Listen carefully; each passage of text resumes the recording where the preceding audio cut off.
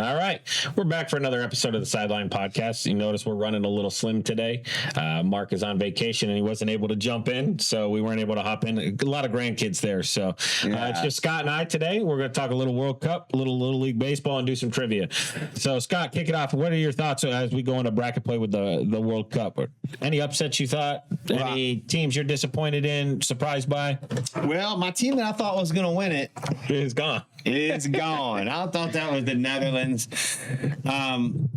I'm kicking myself for picking them, but I'm also not, because when you get knocked out with penalty kicks, it's a somewhat bit of luck one way. And there was the controversial call, right? They had a goal called back that everybody seemed to think that should have been a goal. Yeah, potentially, that as well. And this is not to take away anything from Morocco. I think that was two good teams out there playing each other, a good game. And I don't like the penalty kicks, Zach, but I do, because they're exciting when they're happening. But like after the fact, I'm not sure if it's the best way to kind of decide who moves on in such a every 4-year tournament like that. It's funny you say that. I was reading an article the other day when they were talking about getting ready to go into the bracket play, and fans are raving about bringing back the golden goal.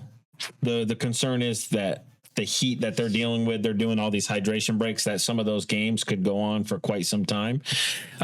So that's why they're kind of stay away from it. But I think it'd be like hockey playoffs. Imagine, and what they said is, imagine these crowds when third, fourth, fifth overtime and a ball goes in the back of the net and the celebration that happens and the craziness that goes. It might be something interesting to see if they would ever do. For player safety, I think it might not be the case, even though those hockey guys can go on for a while sometimes. Yeah, I like the hockey method, and somebody suggested that, and it's for field hockey. In hockey, they do this as well in overtime, is that they pull some players off the field. Oh, okay. I saw somebody suggest that. So if when you get to overtime, let's say you pull 3 players off the field, that's going to open that field up, and I think that would be pretty exciting. That would be a pretty neat way to go and handle it. The PKs do seem stressful. Speaking of another team that lost in PKs was Germany, who, if there was somebody that was towards the top of favorites, and I know I said it last week, if I was going to go against my original pick of Brazil, it would probably be Germany. Glad I didn't make that pick, but and Germany looked good there. I mean, yeah, they didn't win, but they certainly seemed like they were the better team. And they went to extra PKs, so they were tied after the 5 PKs, and apparently they had 4 guys that turned it down, that didn't want to take the shot. And a guy that has never taken a penalty kick in his professional career ended up taking it for Germany. Wow, I hadn't heard that. I saw 4 guys decline to take that 6th penalty kick. And then the guy that did has never taken it, and he missed it. Yeah. Well, back to your question, is now in the brackets as well. If Netherlands gone, which I'm kind of sad about. I'm cheering for the United States of America. They got a game tonight. We're filming on Wednesday. Hopefully they'll take care of Bosnia-Herzegovina tonight.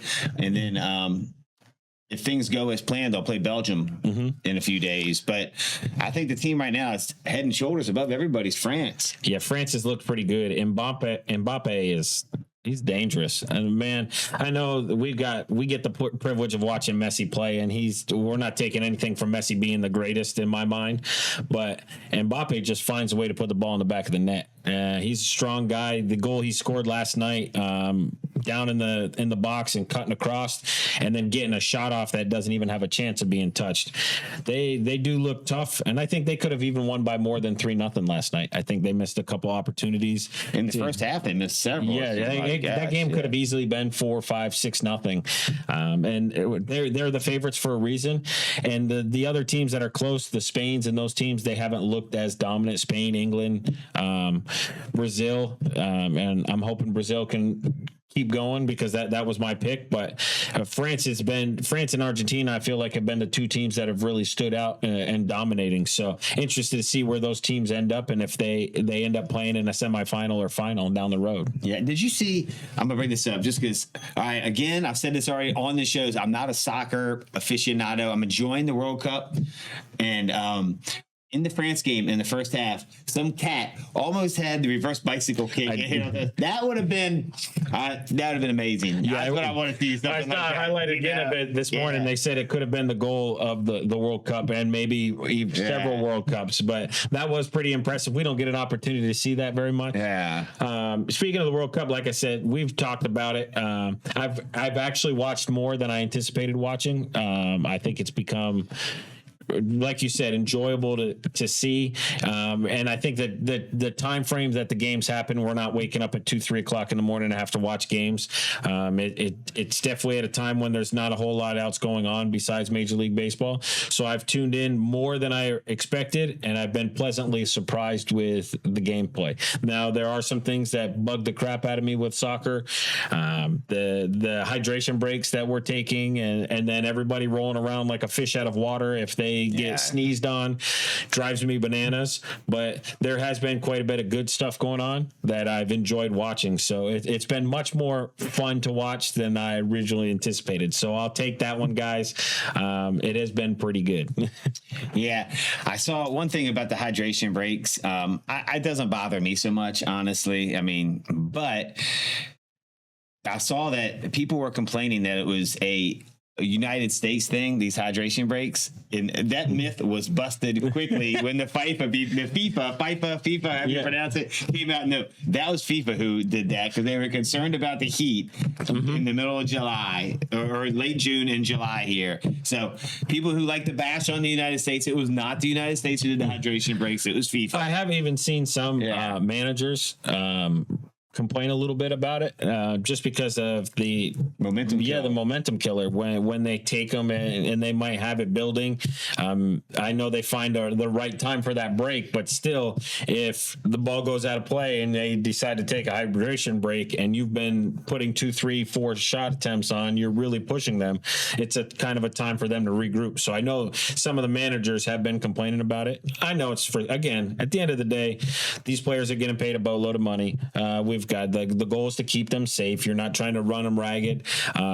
So I get it, but I know there are some complaints with it as well. So yeah, well, we'll keep talking about it. I'm assuming right now, if you had to pick a winner, who would it be? I think I'm still sticking with my Brazil. I'm still going. But really, I'm only rooting for it because that's who I picked before. Yeah. I think France is the best team playing, and it was obvious with the odds makers.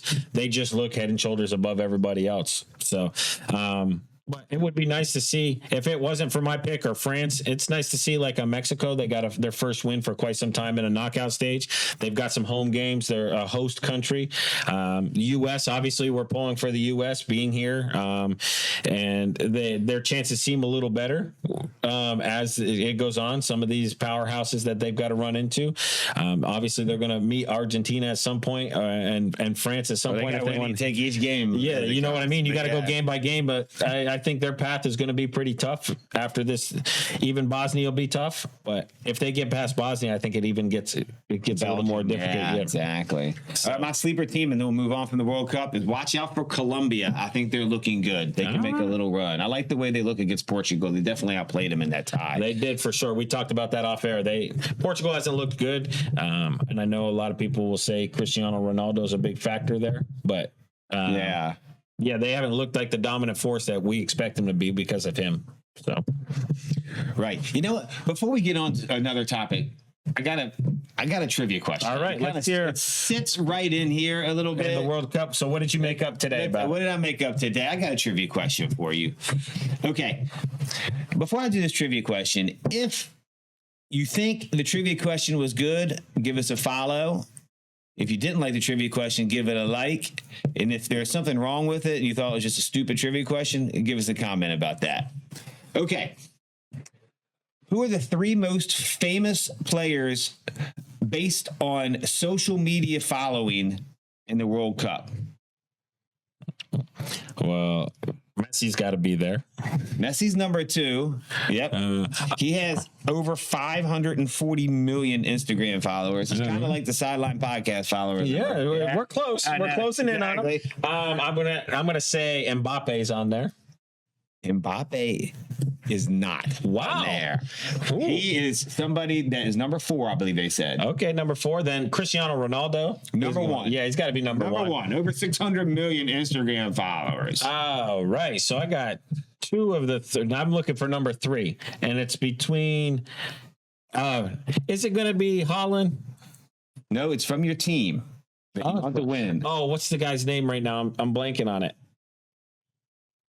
He just goes by the single name, and I can't. Neymar. Neymar. Neymar. Is he still playing in it? Yeah, I haven't even really heard much of him playing much, but I think he's on there. But tell us how stupid we are. I haven't heard his name, and I would have guessed he was still in this because. Yeah. Really, you haven't heard anything about it? He might be injured. I'm thinking of I wanted to say Victor, not Victorino, but like Victor or something is the guy's name that I'm thinking of. But I'm completely blanking on the dude from Brazil that was the single name, and it's not Neymar. Yeah, so it's a younger kid. Neymar. But the kid that's growing rapidly. And all my research is going to be catching these people is Yamal from Spain, the young guy, the 21-year-old, the young kid. Phenom. It'll be interesting to see how he's going to start playing full games. They're going to start him. I think so. All right. Tomorrow. So it's that time of year. Starting him. Yeah, it's the time of the tournament. Right on. All right. Well,